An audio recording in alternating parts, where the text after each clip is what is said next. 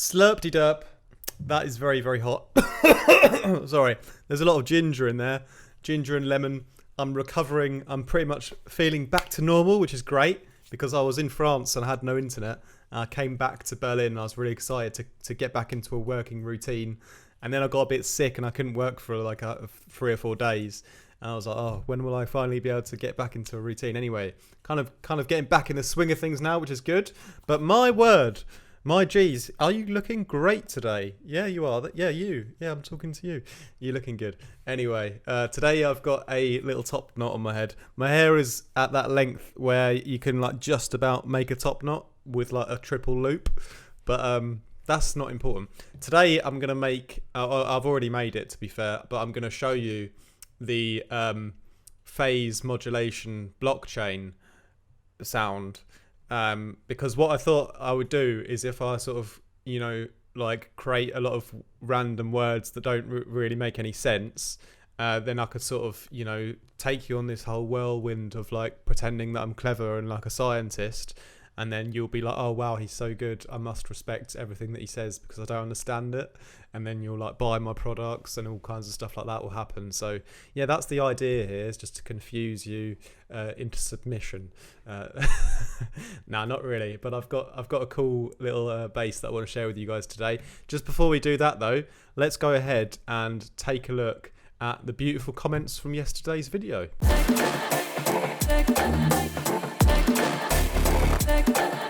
So yesterday I already mentioned that I would do a little video today on LFO phase modulation, but like in a shorter, like using it on as like a stab or something. And the idea is basically you like sort of draw the LFO pattern in for a sound, and then you modulate the starting position of that LFO on another LFO to further kind of complicate the sound, and you can get some interesting results doing that. And in this video I'm going to do like a sort of layer upon layer. Shout out to Princess Leia, and the older one, not the young one. She's a bit annoying. Anyway, yeah, we're gonna do that in a moment. But I haven't read these comments, so this is always nice to do live. Mark, shout out my absolute long-time patron supporter G. That's it. I'm really gonna try and up my automation game. Always top quality tips for G. Many thanks. By the way, harmonics coming through from the apple juice slurp. Ooh, okay. A little saturation, and we're heading towards cider territory. Wow, that is very exciting. I've not had a cider or any alcoholic beverage for about 70 days now, which is a world record for me. Not sure what's going on, but yeah, maybe I'll have to slurp some different juices. Maybe I can do some smoothies, and we can see how we can sort of get some nice textures out of those. Sticky sample pack incoming. Yep. Thanks for always. I know you always buy them first before everyone. So yeah, but wait a few weeks for that because I still need a lot more time. Best news all week. Love it. Sound is incredible already. Only a couple minutes in. Big fan of the effects chain. Reverb before compressor can be really good fun because you can essentially push the sound back. Like in the mix, and then use the compressor to like bring it forward again, but you've already sort of drowned it out in a new kind of way and then brought it back up again, so it's like an extra way to sort of layer in like a whole new world. And you're not a failure, mate. Decent. Yeah, short and sweet. Love it. Slurpty derp. Shout out to Count House as well, Gold G. He's just got his new van which says G Edition on the back, so welcome to the G Edition club.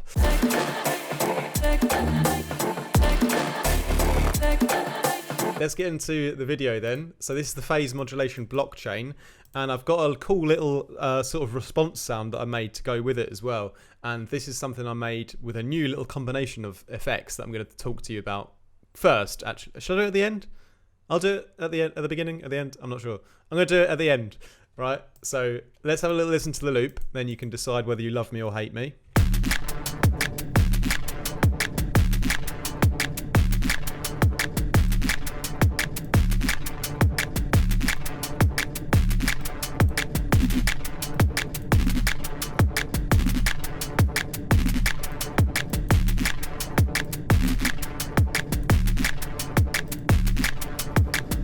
So we are, of course, going to be talking about this patch up here, a phase modulation blockchain.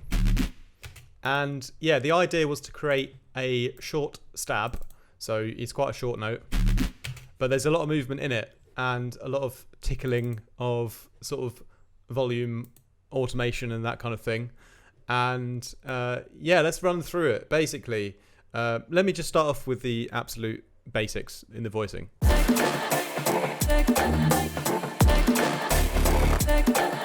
I'm starting off with a saw wave, which is unisoned, and then I have a sine wave, which is an octave lower, which is mono, and then I have another sine wave 2 octaves lower, also kind of mono, and then I'm going to be FMing them into each other, and I'm going to be modulating the FM on this guy here in the middle, and the rest of it's pretty clean, and this modulation is going to be my main kind of movement to the sound, and then I'm going to actually turn off like the volumes of all the oscillators except for the bottom one. So I'm going to FM from oscillator 1 here,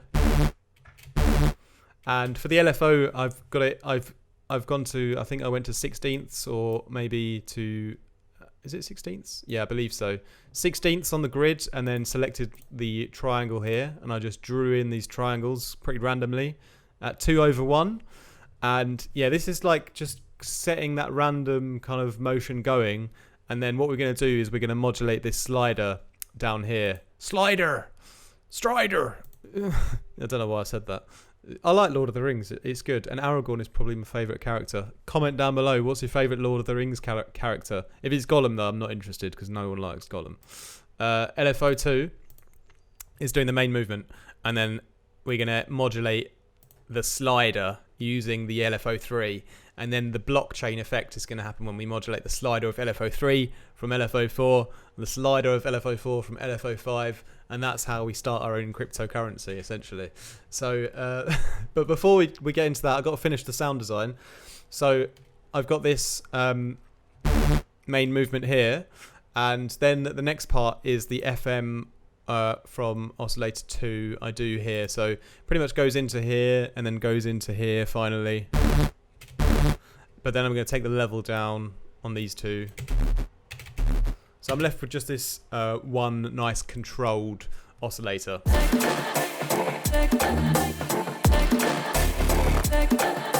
So that's the basic kind of source for the sound. And before we go into the blockchain world, we'll just quickly enhance it very slightly. So I've added, just a tiny bit of brown noise, which I've filtered here. Put this on the level on the LFO as well. And then I've added a little bit of a phaser filter, also tracked to my main LFO here. And this is just filtering oscillator 3 because that's the only one that's really, coming out with any signal in the end. So a little bit more controlled. And then with the effects, I've got a chorus, and this is also on the LFOs here. And we're just moving the delays on the LFO. I've just sort of mixed down the depth to a nice level where it was, not too wide but not too narrow, and then mixed it in a bit. And then I've also then gone ahead and reverbed it just in the high end a little bit, and then another tiny little filter just to shape everything together a little bit more with another little modulation on the mix.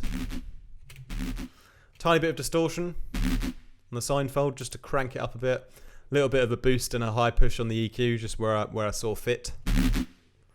And then I don't believe I used the compressor, did I? No, I think that's the basics of like the enhancements to the sound. So now let's dive a little bit deeper into the kind of movement and what I stupidly refer to as the blockchain effect.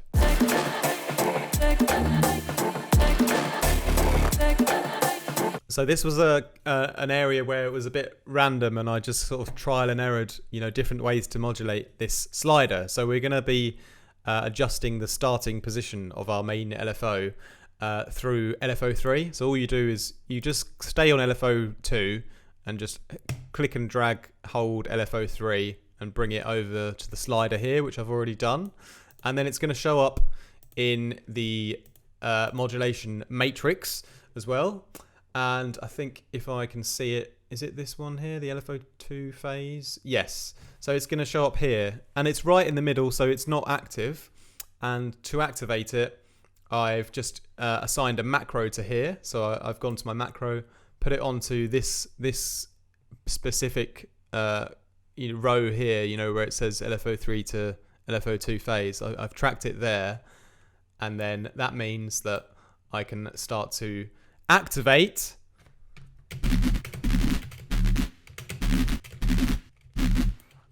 the LFO phasing by using the macro, so I can have it on or off.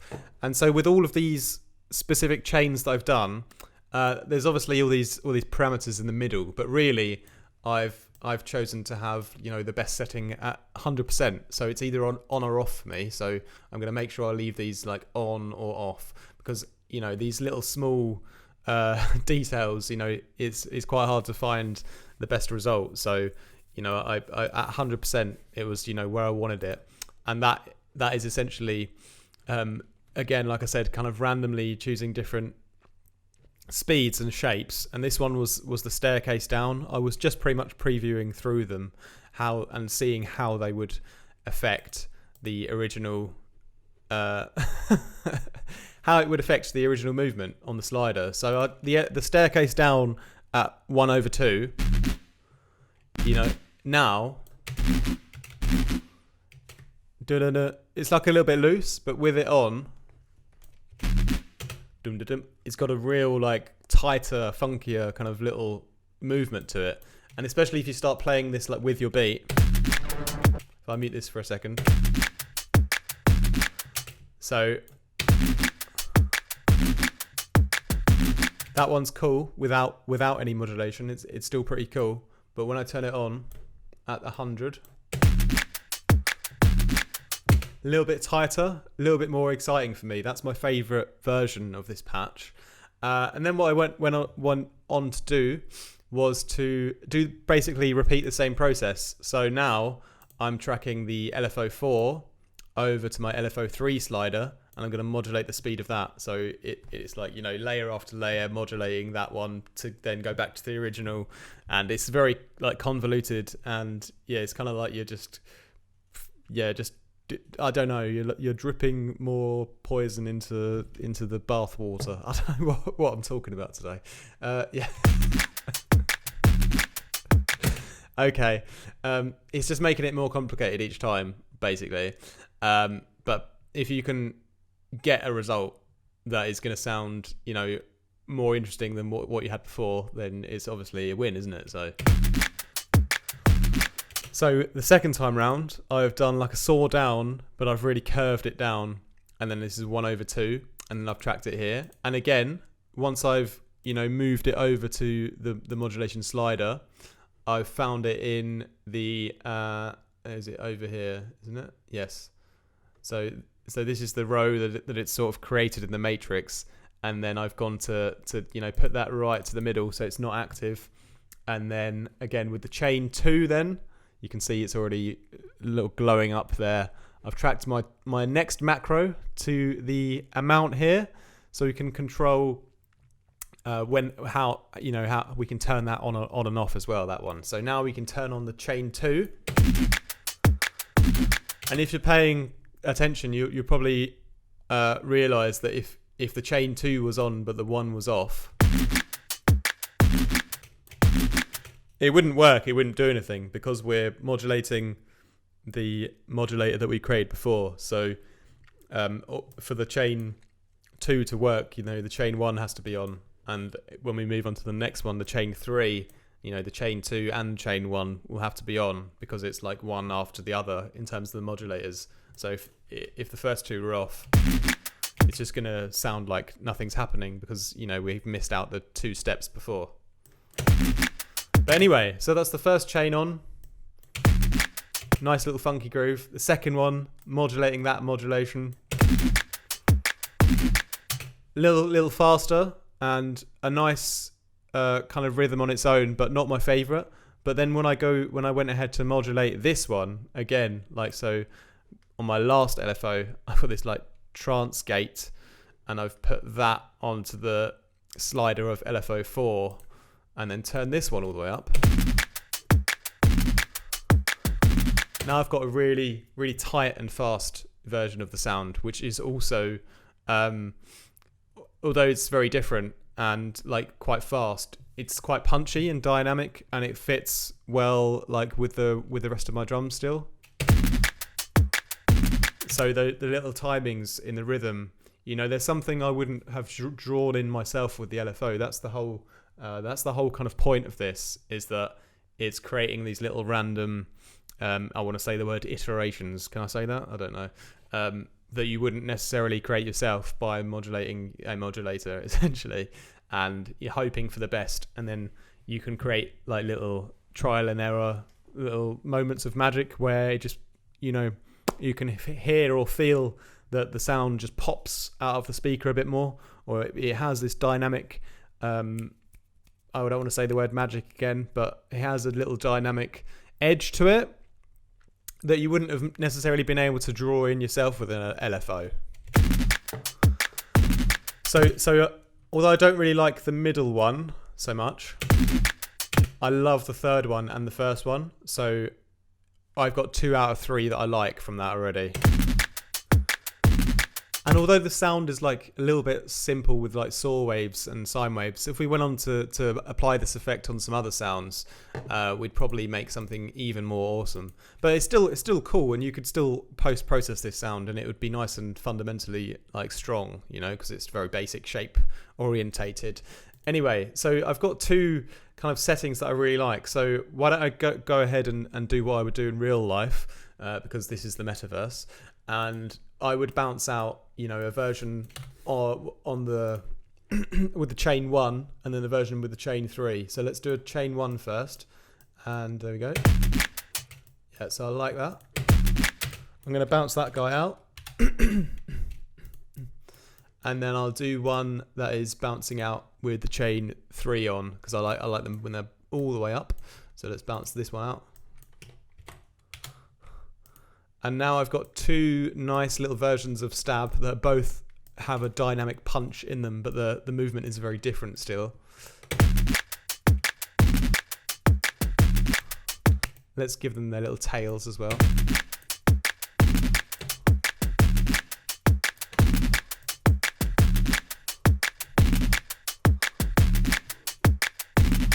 So they could probably do with a lot of treatment. For example, let's spend a little bit of time on post-processing, and then I'll talk about the other little effect that I made and a cool little sound design trick that I used to get that result.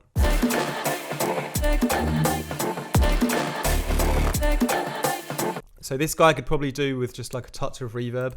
I don't want to over-process this one, to be honest, because yeah, I don't feel like it needs too much. It's kind of got this classic kind of saw character on it, and I don't think it's too bad.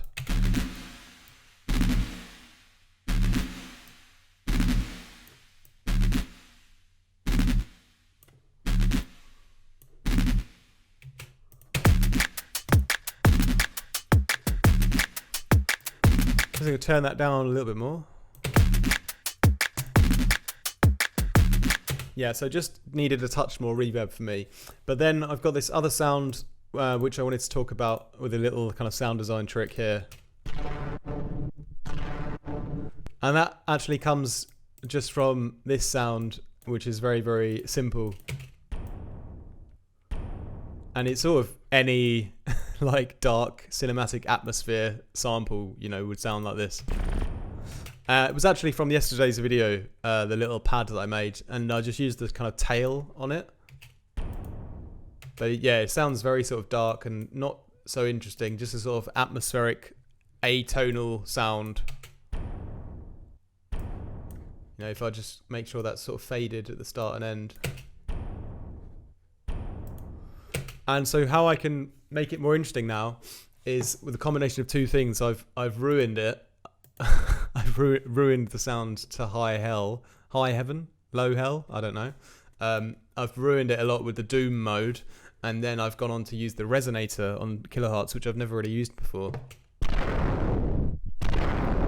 So on its own it sounds pretty terrible, but then with the resonator, so essentially it's almost like a pitch shifter or something, you know, you can kind of choose your pitch. I've chosen the D3, turned up the intensity in the mix, and the decay is Can turn down a bit.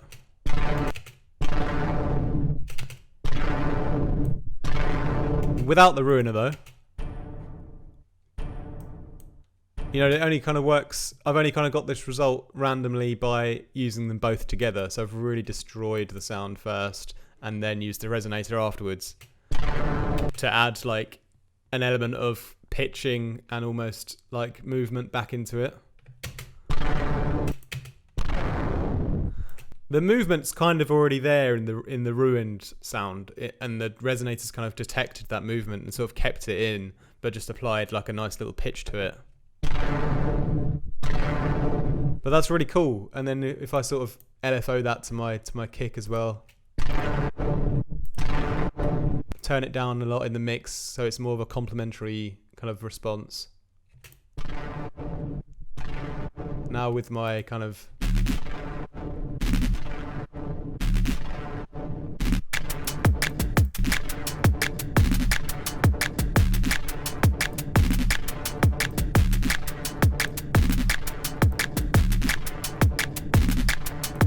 you know, I could even go one step further and perhaps pitch some of these differently.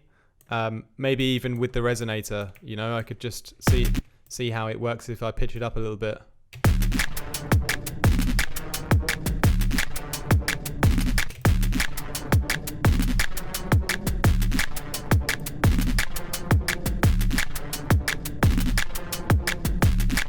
Yeah, something like that could be quite nice. Maybe if I adjust the settings on the ruiner as well here.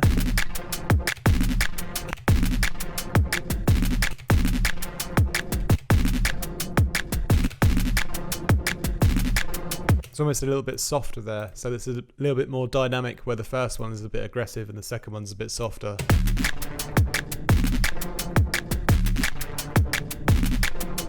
I feel like that pitch gap is a little bit too extreme, so I might just do a little semitone.